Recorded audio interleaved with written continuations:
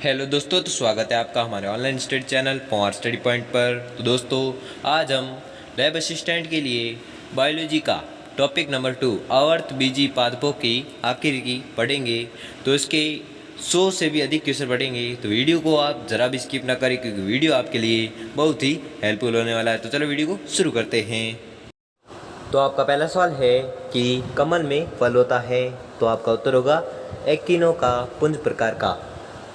अगला सवाल है गेहूं का फल होता है, तो आपका उत्तर होगा कैरियोप्सिस। अगला सवाल है कौन सा फल शुष्क प्रकार का होता है, तो आपका उत्तर होगा उपरोक्त सभी। ठीक है, उपरोक्त सभी फल है जो शुष्क प्रकार के हैं। अगला देखते हैं। तो आपका अगला सवाल है फाइकस में किस प्रकार का फल होता है, तो आपका उत्तर होगा साइकोनस। अगला सवाल है कि नारियल का खाने योग्य भाग होता है, तो आपका उत्तर होगा भ्रूणपोष। अगला सवाल है वास्तविक फल का निर्माण होता है, तो आपका उत्तर होगा अंडाशय से। अगला सवाल है क्रूसीफेरी का अन्य नाम क्या है, तो आपका उत्तर होगा ब्रेसिकेसी। अगला सवाल है क्रूसीफेरी में बीजान्यास है, तो आपका उत्तर होगा द्वितीय। अगला सवाल है फूल गोभी में खाने योग्य भाग है, तो आपका उत्तर होगा मांसल पुष्पक्रम। अगला सवाल है मूली का कौन सा भाग खाने के उपयोग लिया जाता है, तो आपका उत्तर होगा 2 एवं 3 दोनों। अगला सवाल है काली सरसों का वानस्पतिक नाम है, तो आपका उत्तर होगा ब्रेसिका नाइग्रा। अगला सवाल है स्कर्वी रोग में किस पादप का उपयोग किया जाता है, तो आपका उत्तर होगा सिस्मोडियम ऑफिसिनेल। अगला सवाल है कि आम की ऊपरी बाह्य त्वचा में किस प्रकार की मृदकता कोशिका पाई जाती है, तो आपको याद रखना है वह है डोलकर। अगला सवाल है प्रेरक कोशिका पाई जाती है, तो आपका उत्तर होगा बाह्य त्वचा में। अगला सवाल है विषम पर्णता संबंधित है, तो आपका उत्तर होगा जलोद्भिद में। अगला सवाल है कि द्विबीजपत्री पर्ण होती हैं, तो आपको याद रखना है वह है पृष्ठधारी। अगला सवाल है परिजात प्रकार के पर्णरंध्र पाए जाते हैं, तो आपका उत्तर होगा फैबेसी। अगला सवाल है मध्यज प्रकार के पर्णरंध्र पाए जाते हैं, तो आपका उत्तर होगा क्रूसीफेरी। अगला सवाल है पत्तियों में उत्तक तंत्र पाए जाते हैं, तो आपका उत्तर होगा 3 प्रकार के। अगला सवाल है केंद्रिक पर्ण पाई जाती हैं, तो आपका उत्तर होगा प्याज में। अगला सवाल है कि अपस्थानिक मूल तंत्र पाया जाता है, तो आपका उत्तर होगा ब्रायोफिलम में। अगला सवाल है कवक मूल संबंधित है, तो आपका उत्तर होगा कवक प्लस मूल में। अगला सवाल है निष्क्रिय केंद्र पाया जाता है, तो आपका उत्तर होगा मूल शीर्ष पर। अगला सवाल है राइजोफोरा उदाहरण है, तो आपका उत्तर होगा श्वसन मूल का। अगला सवाल है गन्ना में पाया जाता है, तो आपका उत्तर होगा औस्थम जड़। अगला सवाल है मुक्त डोली पुकेसर किस में पाए जाते हैं, तो आपका उत्तर होगा कैलिस्टीमोन में। अगला सवाल है एक कोष्ठीय परागकोश किस में पाए जाते हैं, तो आपका उत्तर होगा गुड़हल में। अगला सवाल है अवरोही कोर्छादी विन्यास किस कुल में मिलता है, तो आपका उत्तर होगा पेप्लियोओनेसी।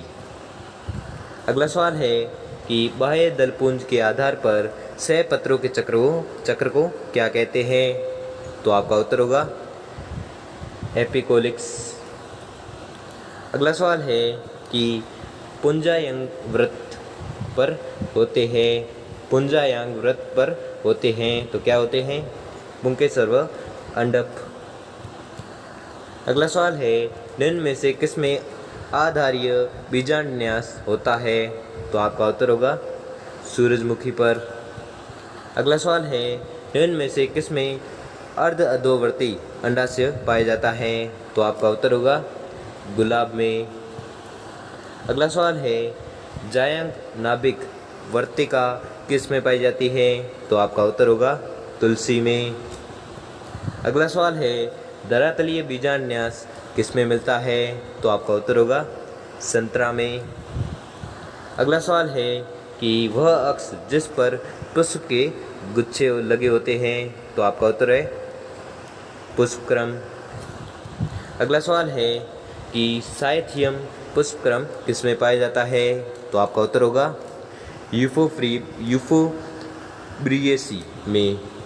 अगला सवाल है, यूफोब्रिया पल्वेरिया में पुष्पक्रम किस प्रकार का होता है? तो आपको याद रखना है, वो होता है साइथियम। अगला सवाल है कि मुंडक पुष्पक्रम किस कुल में पाया जाता है? तो आपको याद रखना है, वो पाया जाता है कंपोजिटी में।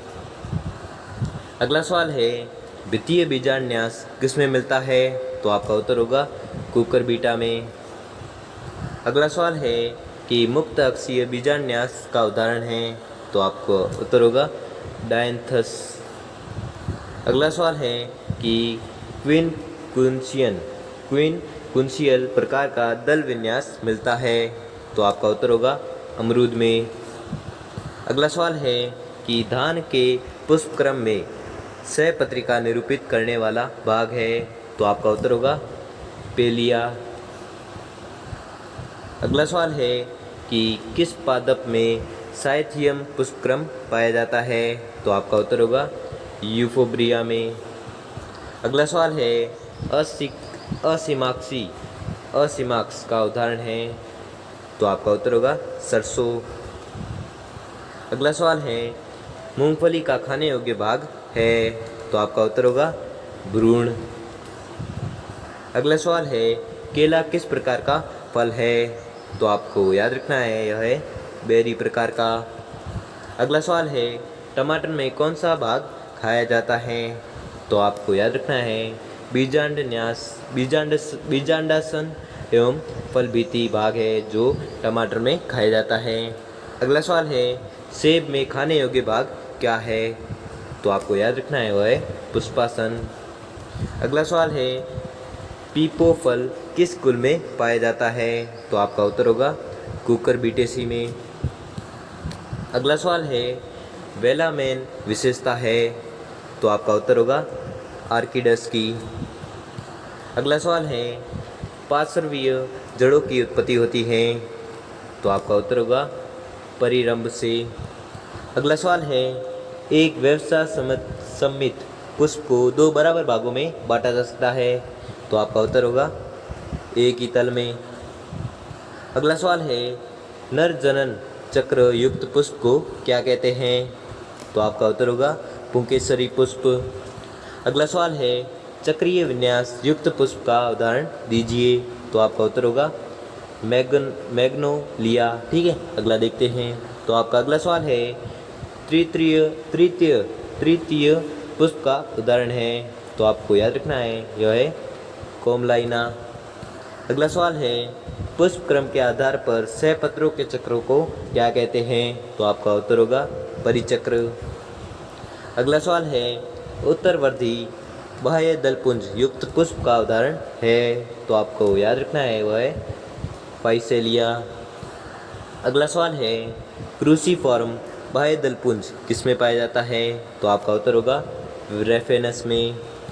अगला सवाल है, पुंकेसरी नाल में होती है? तो आपका उत्तर होगा गुड़हल। अगला सवाल है, कपास के पौधे का वानस्पतिक नाम है? तो आपका उत्तर होगा गोसिपियम। अगला सवाल है कि कपास का रेशा पौधों के किस भाग से मिलता है? तो आपको याद रखना है, यह मिलता है बीज चोल में। अगला सवाल है, हिना किस पौधे से प्राप्त होती है? तो आपका उत्तर होगा पावोनिया में। अगला सवाल है, पूर्ण सूल में किस पौधे में रूपांतरित हो जाती है? तो आपको याद रखना है अकिसिया में। अगला सवाल है, पर्ण आधार का फूला हुआ भाग क्या कहलाता है? तो आपका उत्तर होगा पर्णवृंत तल्प। अगला सवाल है, सांप के काटने पर किस पौधे की पत्तियां उपयोग में ली जाती हैं? तो आपका उत्तर होगा क्लिटोरिया। अगला सवाल है, जंगली जलेबी किसे कहते हैं? तो आपको याद रखना है, यह कहते हैं पिथीसेलोबियम डल से। अगला सवाल है, कत्था किससे प्राप्त होता है? तो आपको याद रखना है, यह प्राप्त होता है अकेसिया केटेचू से। अगला सवाल है, केंद्रीय स्तंभ किस पौधे में पाया जाता है? तो आपका उत्तर होगा आलू में। अगला सवाल है कि दल लग्न पुंकेसर में मिलते हैं? तो आपका उत्तर होगा उपरोक्त सभी। अगला सवाल है, और यह अंतिम सवाल है कि ग्रेमिनी कुल का दूसरा नाम क्या है? तो आपको याद रखना है, इसका दूसरा नाम है पोएसी। ठीक है, तो दोस्तों आपको वीडियो कैसा लगा हमें कमेंट बॉक्स में कमेंट करके ज़रूर बताएं, और अगर आपको वीडियो अच्छा लगा हो तो वीडियो को लाइक और चैनल को सब्सक्राइब कर लीजिए। धन्यवाद।